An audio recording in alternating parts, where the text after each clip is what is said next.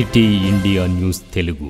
ఇద్దరు యువకులను దారుణంగా హత్య చేసిన సంఘటన రంగారెడ్డి జిల్లా కర్తాల్ మండలంలో చోటు చేసుకుంది.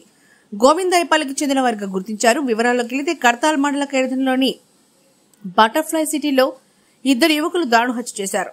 మృతుల మండలంలోని గోవిందాయపల్లి గ్రామానికి చెందిన శేషగిరి శివ, గుండమణి శివలుగా గుర్తించారు. ఈ హత్యలు బుధవారం రాత్రి జరిగినట్లుగా తెలుస్తోంది. హత్యలకు గల కారణాలు పూర్తి వివరాలైతే తెలియాల్సింది. కాగా ఈ సమాచారం అందుకున్న పోలీసులు సంఘటనా స్థలానికి చేరుకుని దర్యాప్తు చేస్తున్నారు.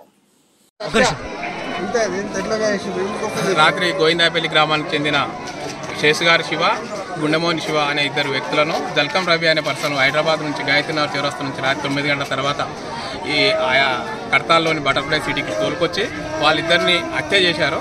అది ఎందుకు జరిగిందా, పొలిటికల్ హత్యనా లేకపోతే దోస్తానా లేకపోతే ఇంకేమన్నా లావాదేవీలు ఉన్నాయనేది మాకు పూర్తిగా సమాచారం అయితే లేదు. కానీ మేమైతే పొలిటికల్ హత్యగానే భావిస్తున్నాం. ఇంతకుముందు ఆ పిల్లలు బీజేపీలో తిరిగేది.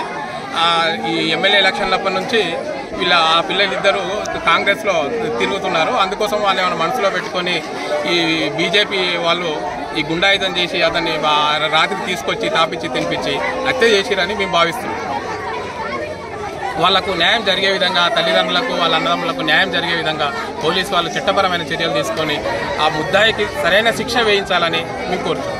రోజు ఉదయం 8:30 గంటలకి ఈ బటర్ఫ్లైలోని ఒక విల్లాలో ఒక ఇద్దరు వ్యక్తులు చనిపోయినారని మాకు నమ్మదగిన సమాచారం రాగా ఇదే విషయాన్ని కన్ఫర్మ్ చేసుకుని ఇక్కడికి వచ్చేసి తాళమేసినటువంటి విల్లాని పగలగొట్టి చూడగా దాంట్లో ఇద్దరు మగ వ్యక్తులు చనిపోయి ఉన్నారు.